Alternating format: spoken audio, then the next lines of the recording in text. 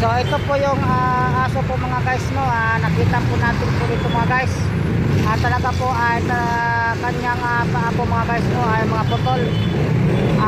Mayroon pa lang nagmamayari po mga guys, no.